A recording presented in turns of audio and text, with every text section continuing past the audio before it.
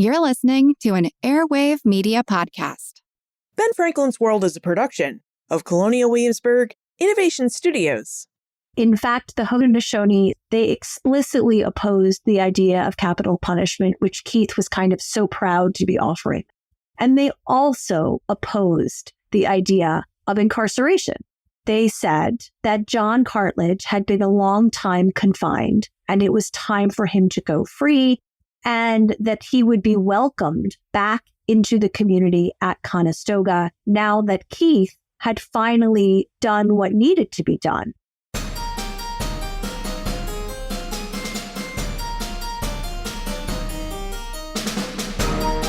Hello, and welcome to episode 389 of Ben Franklin's World, the podcast dedicated to helping you learn more about how the people and events of our early American past have shaped the present-day world we live in.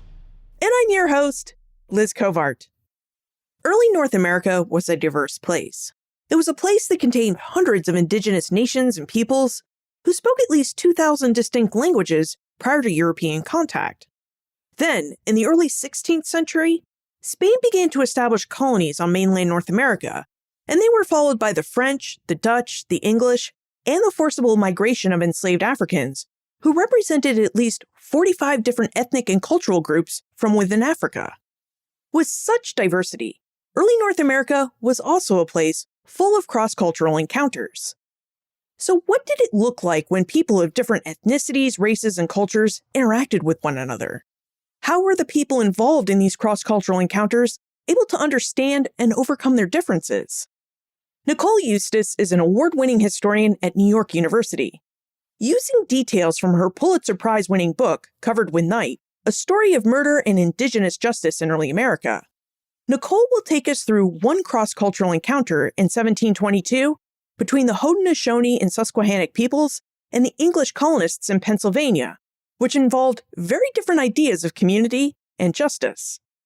Now, during our investigation, Nicole reveals details about the life and death of Sawantaney, whose death sparked a diplomatic crisis between the English colonists of Pennsylvania and the Susquehannock and Haudenosaunee peoples.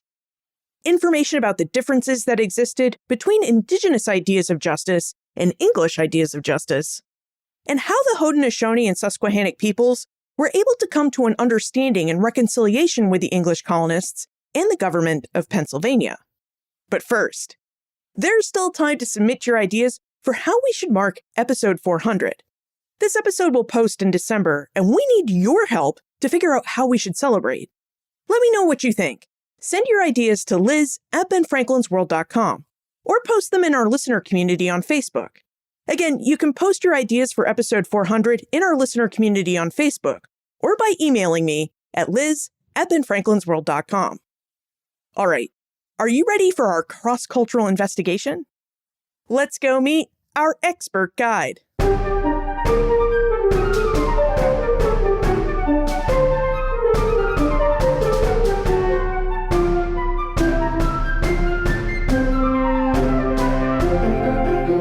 Our guest is a professor of history at New York University who teaches United States and Atlantic history. Her research interests include 18th century North America in the Atlantic world, gender, culture, politics, and the history of emotion. She's the author of several books, including Covered with Night, A Story of Murder and Indigenous Justice in Early America, which won the Pulitzer Prize in History and was a finalist for the National Book Award. Welcome to Ben Franklin's World, Nicole Eustace. Thank you so much for having me. It's great to be here. Now, Nikki's book, Covered with Night, investigates the 1722 murder of an indigenous man named Sawantaney at the hands of two brothers and British colonists, John and Edmund Cartledge. And then, of course, there was a political crisis that ensued because of this murder. Nikki, would you tell us about Sawantaney and the Cartledges and what happened the night of Sawantaney's murder? Sure. So John and Edmund Cartledge were two settler colonists in Pennsylvania. They were part of the Quaker community, and they were actually among the very first settler colonists to be born in Pennsylvania rather than to have migrated from England. So they grew up in the Susquehanna Valley region. They always had various native people as neighbors, and they both became fur traders. So they were really part of this kind of intercultural world. Sawantaney was a member of the Seneca Nation, which was part of what was then the 5 nations, it's now the 6 nations of the Haudenosaunee.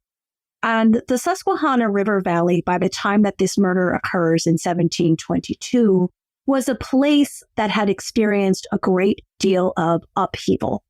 A lot of warfare amongst different native groups, pressure created by the Yamasee War that occurred to the south, but that created potential for raiding for enslaved native captives up into the Pennsylvania region, constant pushing westward by settler colonists. And then, of course, the problems of disease, the problems of livestock encroachment. So what you have in the Susquehanna Valley in this period is this coming together for kind of mutual support of a diasporic gathering of different native peoples, some from Algonquin-speaking groups, some from Iroquoian-speaking groups. So you have this very multicultural, polyglot community, and they had found a relative measure of peace and stability together in the Susquehanna River Valley by 1722. So when Sawantaney, a very prominent hunter and a very successful hunter, meets John and Edmund Cartledge at his cabin on the Monocacy River in February of 1722 to trade his furs, this is more or less a kind of a routine interaction between the native inhabitants of the region and settler colonists. But it goes wrong. They get into a disagreement and they come to blows. John and Edmund assaulted Sawantaney. After he was already injured, he crawled back to his cabin to get his gun to use in self-defense. Edmund was an incredibly large man. He had overpowered Sawantaney and assaulted him, really just beat him mercilessly with the gun. So it's interesting, it was never fired. But they injured him grievously and they left him for dead. And they get on their horses and they go galloping away as fast as they can. Now, Sawantaney was married to a woman not from the Seneca Nation, but from the Shawnee Nation, which is an Algonquin group. Her name was Winnie Piwaya, and she tended him through the night in the cabin that they shared together. She recorded that he lay down on his bearskin, which was a traditional sleeping mat, but that in spite of everything she could do, when morning came, she discovered that he had passed overnight, and she then left and went to go find help to bury him. So word spreads throughout the region amongst both native peoples and settler colonists that this horrific assault has occurred, and then immediately becomes a crisis. How is this catastrophe going to be resolved? I think we can tell from the way that you're able to detail this deadly assault that there must be a lot of documentation about Sawantaney's murder. And that's not something we normally have or have access to when we talk about the history of Indigenous people or people of color. So, Nikki, would you tell us about the available records for the case of Sawantaney's murder? Yes, well, Pennsylvania is a really fun colony to research in because Quakers were inveterate record keepers, and they kept all kinds of notes on this case, from very formal notes kept by the colonial secretary, a man named James Logan, who kept the provincial council minutes of Pennsylvania, to court depositions about the case as it went forward. There was also loads of correspondence created by colonists. And this, don't forget, Pennsylvania is a proprietary colony. It's actually owned by the descendants of William Penn. He had passed away in 1718. But his widow and his sons are the rightful owners of the colony, and they're absentee owners. They're living back in England. So everyone is writing to them to catch them up on what's happening. Meanwhile, the British Board of Trade is keeping an eye on this colony because whenever a proprietor dies, this is a moment of instability. They want to see what's happening in colonial Pennsylvania. Pennsylvania had very rivalrous relationships with neighboring colonies, with Maryland, with New York, and those governors are also casting an anxious eye towards Pennsylvania, particularly when they hear about this case, and they're worried that regional stability could be really upended by this act of violence. So those governors are writing to the Board of Trade. So you have this very, very kind of dense, multi-layered set of records. And there are also newspaper records in Pennsylvania because it has a weekly paper by this time. So how does that give us access to the Native world and to Native thinking? Well, James Logan was an extraordinarily literate man, and he wrote down what everyone said for a couple of decades. And he took the unusual step, and it's very unusual, of actually recording the names of the speakers.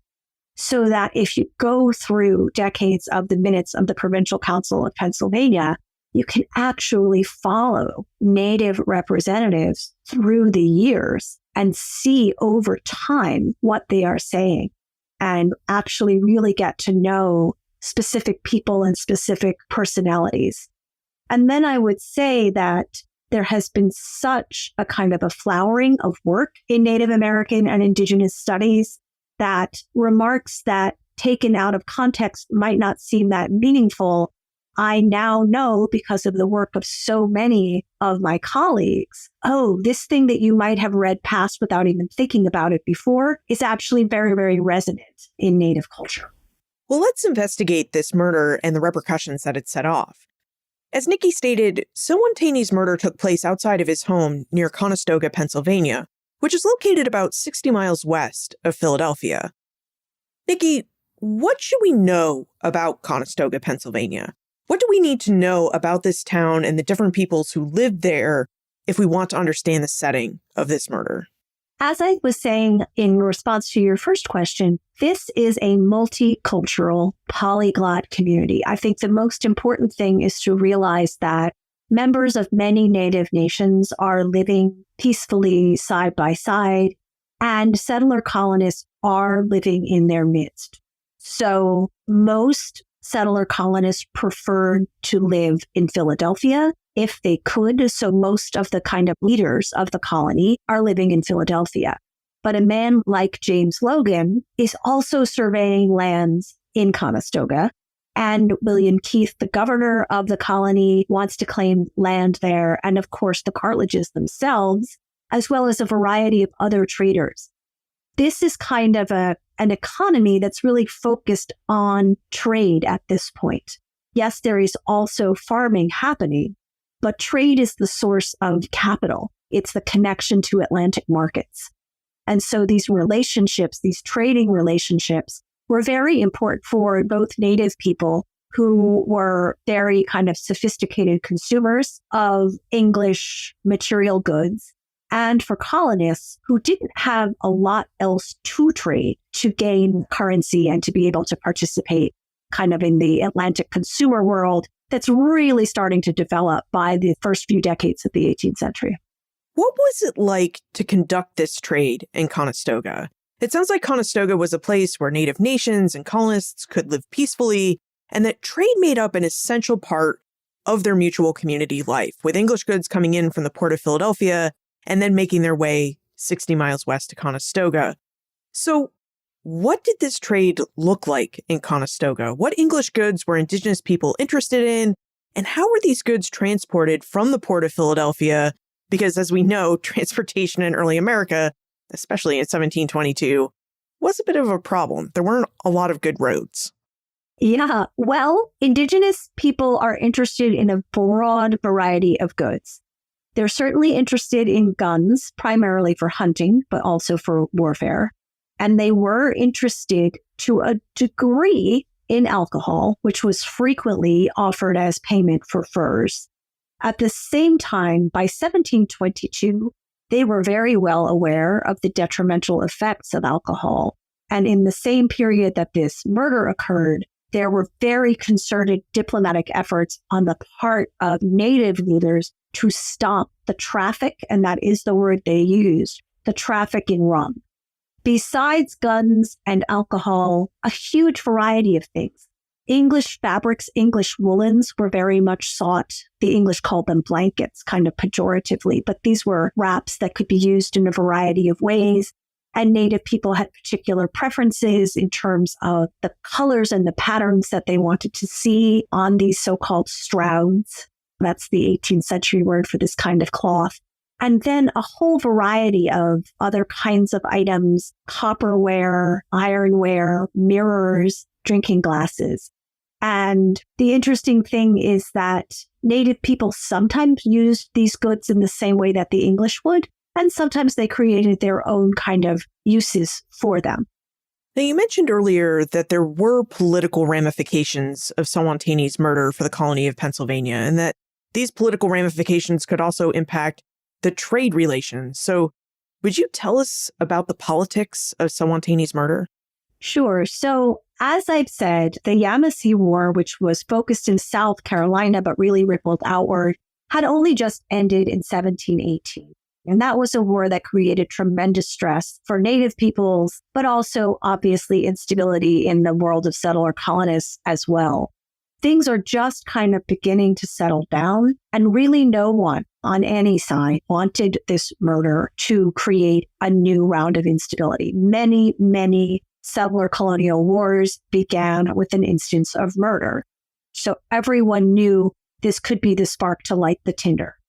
And because of that, there were really concerted efforts to contain the damage. Now, settler colonists thought that the best way to really resolve things would be to assure leaders at Conestoga, and then when they realized that the Five Nations was taking an interest in this, leaders of the Five Nations, that they would give Native people, quote, the full measure of English justice. That was the phrase that they used.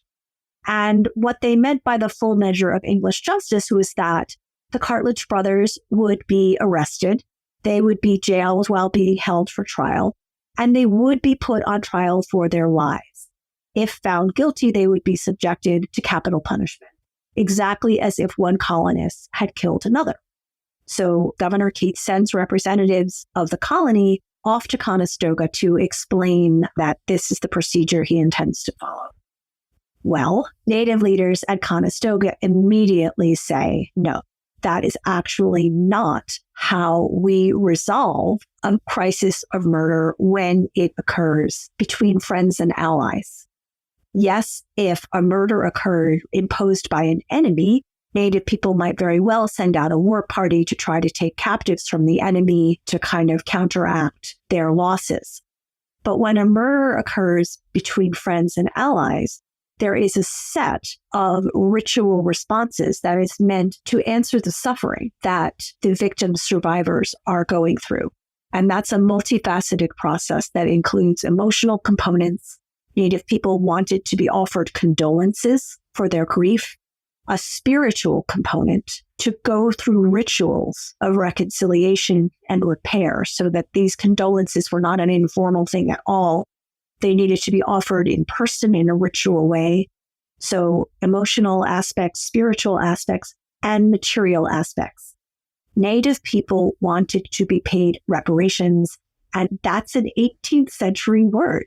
That is the word in the sources, that the people of Conestoga wanted to be paid reparations, and that ultimately was also the position of the Five Nations as well. So there are two diametrically opposed ideas about how to resolve this crisis and what the practice of justice actually looks like. Yeah, it really sounds like the English and Native nations had two very different ideas of justice for reconciliation in 1722. Nikki, I do wonder if you could tell us more about the Five Nations and the Five Nations Confederacy to which the Seneca belonged. Because it seems like if the English really want to avoid another war with indigenous peoples, they're going to have to work through the Five Nations or negotiate with the people of Conestoga in a way that the Five Nations would approve, because they're an especially powerful people in the early 18th century. So would you help us understand the urgency on behalf of all the different peoples involved to find a diplomatic solution to these different ideas of justice in the Suwannataneee murder case? That's such a great question, because what we think of as New York today really was Iroquois in 1722. to the point that if you look at formal maps printed in London in 1721, just the year before this case occurred, the Iroquois are written on the map in all caps, even bigger than the names of any of the colonies. The English realized that the Five Nations of the Haudenosaunee, which following the French they called the Iroquois, they realized that the Iroquois are the regional power. And that's not only recognized in London, in the halls of the Board of Trade, but it's also recognized in Pennsylvania. So we were talking earlier about the very rich kind of documentary record for this case. One of the things that I found at the Historical Society of Pennsylvania, and it was just a fabulous kind of find, was a hand-drawn map that James Logan, who was himself a fur trader, had created showing this very, very rudimentary schematic of the rivers of the Ohio River Valley. And then in very, very large script on this map is this runs to the Iroquois. So the Iroquois really are the native power on the ground in the region. And what they say has incredible import because they were also very influential on smaller native nations. From the Susquehanna River Valley, native nations from both Algonquin groups and Iroquoian groups were already in the habit of seeking alliance with and protection from the Five Nation of the Haudenosaunee. They made regular diplomatic visits to great kind of gatherings that were hosted by the Haudenosaunee in Iroquois outside Albany. And the Five Nations, in turn, could call on the peoples of the Susquehanna River Valley to take up arms in cases where there were conflicts with either other native groups or with settler colonists. So they really were the power in the region. So thinking about this crisis, we're really dealing with two big issues. The first issue is that Sewantanee's murder endangered peaceful relations and diplomatic ties between the English in Pennsylvania and the wider British government with the Five Nations peoples.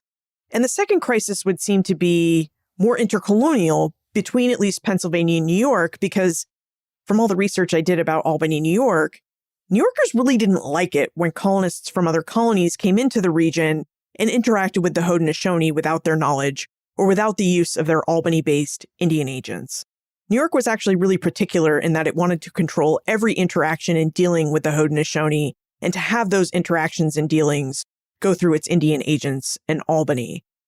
So, Nikki, we've identified these two big problems with this crisis.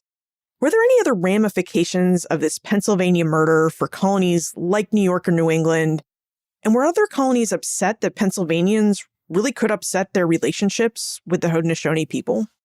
Absolutely. One of the things people don't realize is how disunited the British colonies were in this period. When representatives from Pennsylvania ultimately went to Albany to meet leaders of the Five Nations of the Haudenosaunee to try to resolve the case, they were referred to by New Yorkers in their correspondence as foreigners. So it's not just that they were separate colonies, they were actually regarded as separate peoples. And you're quite right that in New York, the governor there and his colleagues, if we could call them that, really wanted to dominate the relationship with the powerful Five Nations. And they were not at all happy that things were being complicated by the actions of a couple of fairly small potatoes Pennsylvania fur traders in the Susquehanna Valley. So the murder of Sewantanee wasn't just a murder and awful within itself.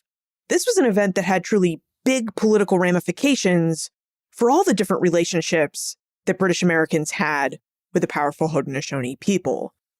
Now that we have an idea for the political atmosphere in the aftermath of Sewantanee's murder, we should really discuss how the English and the Haudenosaunee were able to negotiate themselves out of this political dicey situation. But first, let's take a moment for our episode sponsor. As we get ready to commemorate, celebrate, and reflect on the 250th anniversary of the Declaration of Independence and the American Revolution, we should remember that we're part of a longer tradition of marking these historic occasions. For example, 200 years ago, Americans prepared to commemorate 50 years of American independence and democracy. As part of their commemoration, they invited the Marquis de Lafayette, the hero of two worlds, to return to the United States to help them mark the occasion. On August 16, 1824, Lafayette arrived in New York Harbor and disembarked to a crowd of more than 80,000 Americans lining the streets of Manhattan. Lafayette's landing in New York marked the start of a 13-month tour of the United States, which at the time consisted of 24 states. Now, none of us were alive 200 years ago to witness this grand event and celebration, but we can witness a recreation of parts of Lafayette's grand tour in 2024 and 2025. On August 16, 2024, in honor of the 200th anniversary of Lafayette's grand tour of the United States, the American Friends of Lafayette organization will kick off a recreation of Lafayette's return to the United States. To learn more about Lafayette 200 and how and where you can attend one of its events, visit benfranklinsworld.com/Lafayette 200. That's benfranklinsworld.com/Lafayette 200. Nikki, what did the governor of Pennsylvania, William Keith, do in this political dicey situation? What was his plan for making good on Sewantene's murder and making reconciliation with the Haudenosaunee people? So William Keith is quite a character. He was an Anglican, and he was appointed by William Penn's Anglican widow. And he arrives in the colony upon the death of William Penn and is met with a lot of skepticism by the Quaker leaders still in the colony, men like James Logan and a friend of his, Isaac Norris, and quite a few others that I get to describe in the book. He's met with a tremendous amount of skepticism. Those were men that had been good friends with William Penn for many decades, who really shared his outlook on the world, and they had absolutely no real respect for Keith. Keith was flamboyant. He was a fortune hunter. He was actually a member of the nobility. He was a baronet and entitled to use the title Sir William, which really got under the skin of these upper middle class but merchant class Quakers who were not ennobled, and in fact really liked the more egalitarian, almost Republican leaning aspects of government in Pennsylvania, where from the beginning, William Penn had created a charter that allowed for a legislature to pass laws for the colony.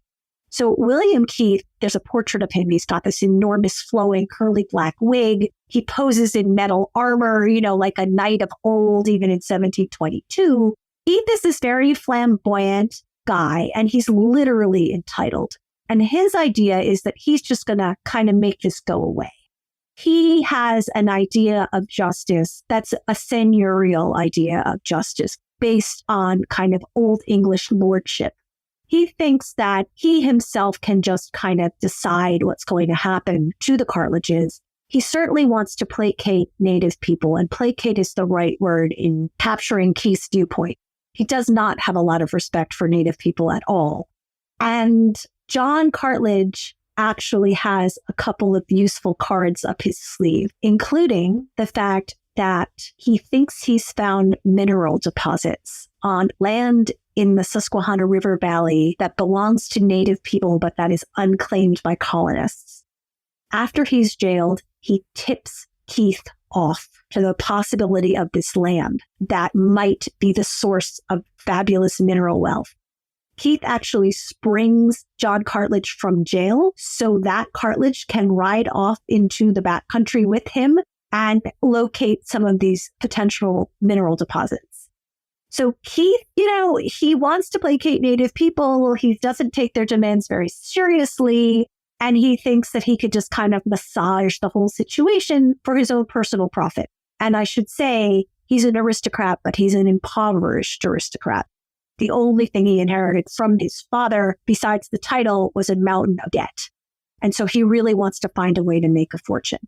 By contrast, James Logan and the other Quaker merchants, as I've said, have a much more kind of Republican style of government in mind. And they want to see English common law principles govern this case. And they want a very regularized trial that is not going to give Keith undue influence over the outcome. So there's actually kind of a triangle with Native people having one idea about justice, Keith having this kind of noblesse oblige, seigneurial plan to just control the situation and manipulate it for his own benefit. and the Quakers wanting to see a more kind of legalistic, statute-based approach to this case. You also reminded us earlier that Pennsylvania was a proprietary colony and that the Penn family owned and really governed it. Did the Penn family have any influence on a fourth idea of justice that this situation had to contend with? I don't think there's a fourth idea, but what happens is that the mutual suspicion between Governor Keith, James Logan, and his closest friend Isaac Norris mounts very, very rapidly. And they start sending rival tattletale letters back to the widow Penn and her closest associates in London, each trying to paint themselves in the best possible light as they get involved in increasingly conflicting approaches to the case. So that was part of the fun for me as a historian, was to try to kind of suss out what was really going on here. Ultimately, it seems pretty clear that the Quakers were playing a much more by-the-books game, and Keith was getting very creative. I would love to talk about the Native representative, if you'd like to get into that. Yeah, that would be great, because as we know, throughout history, in order to come to a resolution, all parties have to come together in some way. So how did the Seneca and the Haudenosaunee push their case that the real answer to this whole situation was to follow their ritual response between allies, which involved reconciliation and reparations? So how did the Haudenosaunee make themselves heard with all these differing ideas of English justice? So it's important to remember, as we were talking about it before, that the Susquehanna River Valley is a multicultural native space. There are people who are affiliated with the Five Nations of the Haudenosaunee, as well as Iroquoian speakers that are not part of the Five Nations, as well as a variety of different Algonquin groups. The Haudenosaunee base of power was in Iroquois, what we would now call New York. And because the Five Nations were such a strong group, they're exercising influence all the way from New York down to the Susquehanna River Valley. But the Susquehanna River Valley is not really their primary space. That space, the Susquehanna River Valley, the Conestoga community, was actually represented by a man who had connections to all of these groups, but it's hard to say exactly which group would have been his primary affiliation. His name was Taquataranzali. The English called him Captain Civility. And Taquataranzali's ethnicity is hard to determine because colonists didn't really understand what exactly his affiliations were. At some points, they said that he was Susquehannock descent, and the Susquehannock nation gave their name to the Susquehanna Valley. They were an Iroquoian-speaking group that was never formally affiliated with the Five Nations. They actually were sometimes in conflict with the Five Nations and were ultimately absorbed by the Five Nations. He was sometimes described as, quote, reputed to be of a Cayuga descent. And the Cayuga, of course, were formal members of the Five Nations. So we don't know precisely what his background was. What is more important is that among many different Native groups, diplomats, people who acted as go-betweens, frequently would claim membership in more than one nation at the same time. And that was to emphasize their role in bringing disparate people together in one community. So we were talking earlier about, well, what are the sources for Native perspectives on justice? One of the important sources for getting at Indigenous intellectual history is Indigenous language. And in the Susquehannock language, that sound, takwa, is linked to the root for ataqua, meaning shoes. And Indigenous diplomats were people who wore shoes or moccasins, walking the back and forth between different peoples and trying to bring them together as a single community.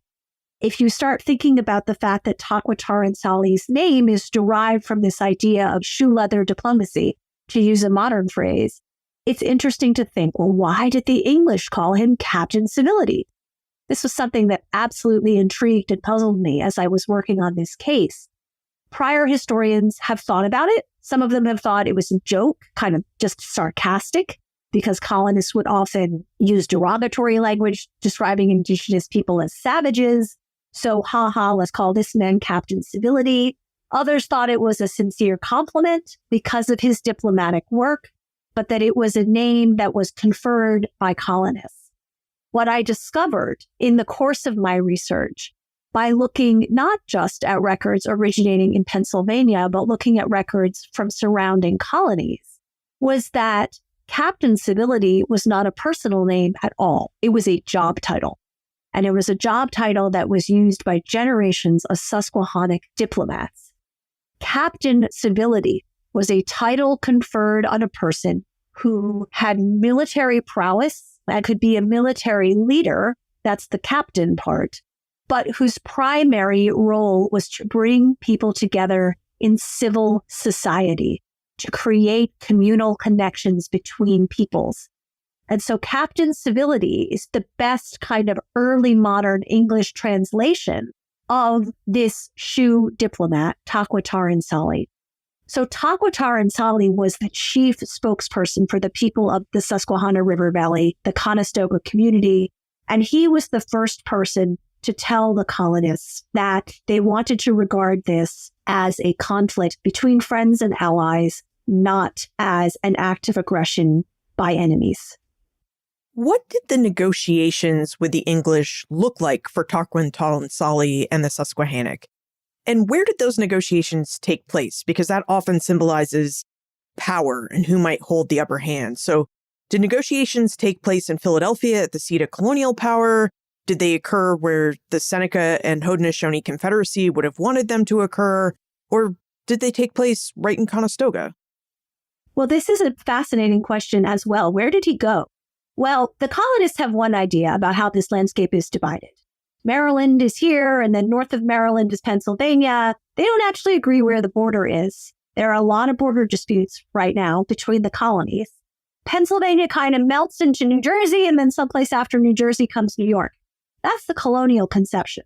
But in fact, all of this remains native ground. And native people are traversing across these colonial boundaries. So Salwantani's cabin on the Monocacy River was actually right on that disputed border between Maryland and Pennsylvania. And when his friends and neighbors discovered that he had died, the first thing that they did was send emissaries to colonial Maryland to talk to the governor there. And it was that first group, the very first kind of knowledge of this crime to come to settler colonists went to Maryland, not to Pennsylvania. That group is the group that said, according to the notes taken in Maryland, that they wish to receive, quote, reparations. There then were many, many meetings. The first meeting to be held to try to resolve the crisis was actually convened in the community of Conestoga by none other than John Cartledge. Cartledge, having grown up in the community, actually understood a lot more about Native protocols than Governor Keith did, who had literally just arrived in the colony and was still trying to get up to speed. And Cartledge knew that the first step in making amends for this crime was to hold a communal gathering, to offer condolences, to host a feast. He probably also knew, and if he didn't know then, he learned quickly, that it's not one and done with Native people. The English were looking for kind of a fast resolution, a one-time solution. Native people, because their focus is on building confidence building, creating new community ties, they expected the process of making reparations and going through these rituals of repair to be something that would occur on a sustained basis over a prolonged period of time. When you read Covered with Night, you'll find out that William Keith eventually went to Albany, New York to meet with the Haudenosaunee and its leaders to discuss this case. Nikki, what happened during Keith's big meeting with the Haudenosaunee? Was he able to convince them to avoid war, and about the merits that he saw in English justice when he tried to seek reconciliation on behalf of the English for Salwantane's murder? Keith did not persuade them in any way, shape, or form. In fact, the Haudenosaunee leaders in New York really schooled Keith in Native approaches to justice. They told him that one life, this is a quote, "one life is enough to be lost. There should not more die for this." They explicitly opposed the idea of capital punishment, which Keith was kind of so proud to be offering. And they also opposed the idea of incarceration. They said that John Cartledge had been a long time confined and it was time for him to go free, and that he would be welcomed back into the community at Conestoga now that Keith had finally done what needed to be done, shown up in person to go through these rituals of repair, to offer condolences, and to pay reparations. And he went to Albany with a very substantial package of trade goods to offer the leaders of the Haudenosaunee. So they really let him know on no uncertain terms that they did not share his view of justice. So Keith is thinking about individual crime, individual punishment. Native people are thinking about community rupture and community repair.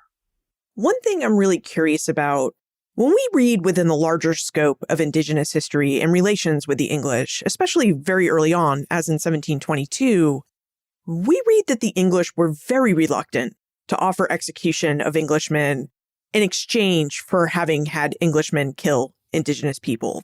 They were reluctant to offer a life for a life, so to speak. So should we be giving Keith and the colonists of Pennsylvania any credit that they put execution of the Cartledges on the table for the Haudenosaunee? I write this book as kind of a dramatic narrative. I came to the conclusion that neither Keith nor the Quakers ever had any real intention of executing the Cartledge brothers. These were their close friends and business associates. They wanted to put a good face on things and, as I say, placate Native people. They had a million different dodges, legal stratagems through which they would have attempted to get the Cartledges off easy if it had actually come to that. Legal scholars will tell you that a first offense of this kind that occurred really by accident in a moment of anger should have been tried as manslaughter, not murder in the first place. But again, just like colonial borders are very vague, so is colonial law. What's interesting is that when Keith came to Pennsylvania in 1718, he pushed through a major draconian revision of the Pennsylvania Penal Code and created a long list of crimes that he subjected to capital punishment, including witchcraft, arson, and a variety of other things that had never been considered capital crimes under the more mild government of William Penn.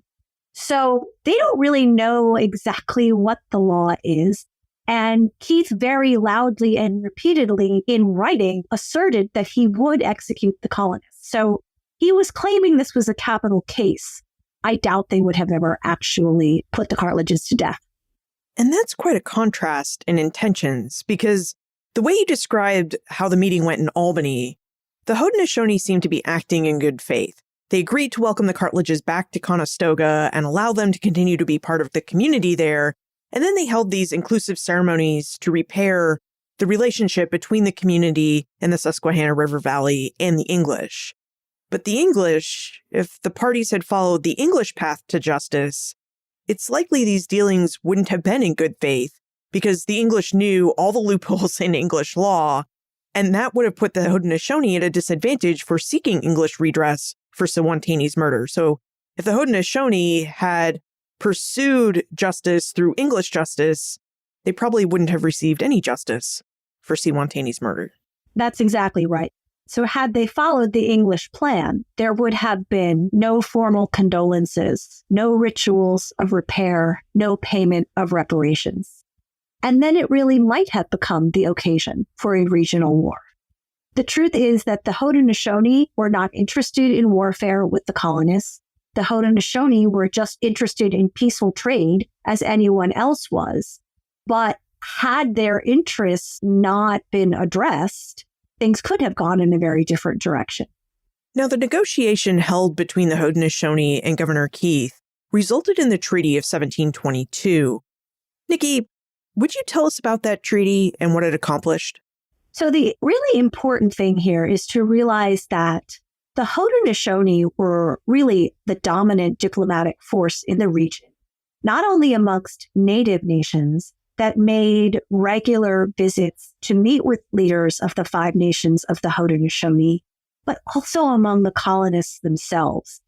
The 5 nations were in the habit of hosting annual diplomatic meetings at Albany in which they convened people for these kinds of bilateral meetings, shared meals, shared feasts in which any kind of outstanding conflicts or issues could be resolved. And again, I'm using this kind of modern phrase of confidence building. It was about building an inclusive relationship over time. And this was a process in which the Haudenosaunee were really playing the dominant role. There, the centrality of Albany as a diplomatic meeting place would continue for many more decades, even up to something like the Albany Congress in 1754, which was the first time that the 13 colonies attempted to try to unite with one another rather than regarding each other as foreign rivals. So the Haudenosaunee are really creating a diplomatic center, not only for native nations, but also for colonists. And this Treaty of 1722 records the history and the outcome of this case. At the same time, the Haudenosaunee reassured people of Pennsylvania that the Haudenosaunee would not claim the lands of the Susquehanna River Valley. And the settler colonists were very keen to kind of ratify, justify their land claims. The truth is, as I have tried to make clear, the Haudenosaunee were very influential in the Susquehanna River Valley, but they were not the owners of the land in any kind of legal sense. So to an important extent, that assurance of Pennsylvania colonies' land rights in the Susquehanna River Valley was almost meaningless. Nevertheless, the settler colonists were quite pleased to receive it, and so they preserved the treaty. And the treaty was never abrogated. It's the oldest continuously recognized treaty in Anglo-American law. It is still in effect today. And I find that really exciting because it records the Indigenous approach to justice, which is based on this ideal of community repair. And it's an important part of our collective heritage that has for a long time been buried. That's actually a really good segue, because before we move into the time warp, I am curious why you think this story of Seawantani's murder is important and why you chose to write a book about it. Or I guess another way I could ask this is, what do you want us readers to take away from Covered with Night? I found the case fascinating.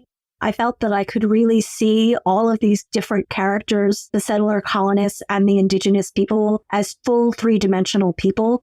We've really only scratched the surface of a couple of the biggest. I think of them as characters, but they were real people.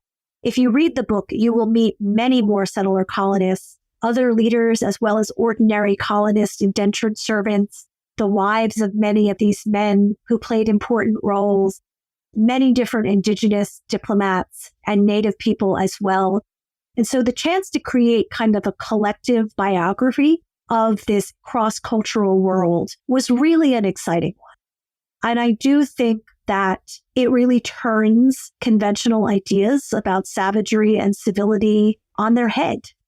You see how deeply thought through Native approaches to justice were, and how very self-interested colonists were as they pursued what they chose to label justice while they were, secretly hoping to make a fortune in mineral rights. We should move into the time warp. This is a fun segment of the show where we ask you a hypothetical history question about what might have happened if something had occurred differently or if someone had acted differently.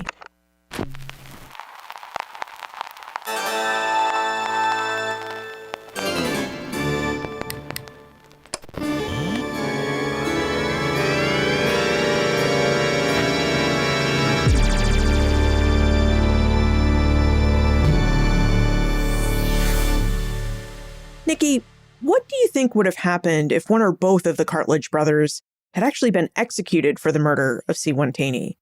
If the parties involved had followed that English justice model, do you think this political crisis would have erupted into a war, or do you think it would have just taken a different path? It really depends, I think, whether or not the settler colonists would have followed other aspects of Native protocol. In other words, if they had offered condolences, met in rituals of repair multiple times over many months, and paid reparations, but still executed one of the colonists, I think that Native leaders would definitely have been displeased, but I don't think they would have necessarily gone to war over it or taken action against the settler colonists. If the settler colonists had simply executed their own and declared that justice had been served and nothing else had to be done, and not paid any reparations or engaged in any ritual condolences, then I think it really might have sparked war. Nikki, I'm curious where you're going next with your research, because you always seem to be working on some fascinating story or another. Well, I am working on something new. It's very new, and I tend to write a book every 8 or 10 years, so I'm a long ways out yet. It will be another book about cross-cultural conflict between settler colonists and Indigenous people. It'll be a late 18th century book, and I hope to write it in a kind of dramatic narrative style. I'm thinking of a kind of a wilderness thriller. Fantastic. And if we have more questions about the murder of Saugwantagee and the cross-cultural conflict that you investigated in your book Covered with Night, where's the best place for us to get a hold of you and ask our questions? You can always find me on the NYU website. I'm in the history department, and you can find me there. Nicole Eustace, thank you for taking us through the murder of Saugwantagee and the differing ideas of justice that Indigenous peoples and English colonists had. Well, thank you so much for the invitation to talk with you. It's just been a lot of fun, and I really appreciate the great questions. Anglo-American law has a long history of treaty making with Indigenous peoples, and the Treaty of 1722 represents the oldest continuous treaty in this legal tradition. Now, as Nikki showed us, treaties often result from cross-cultural encounters.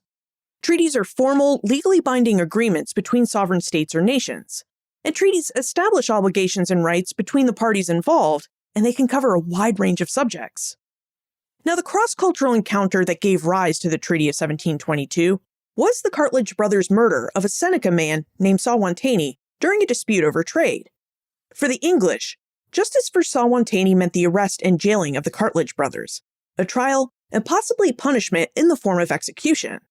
For the Susquehannock and Haudenosaunee peoples, justice meant acknowledging Saugwantagee's death, repairing the damage and pain caused by his death with proper condolence rituals, and the payment of reparations.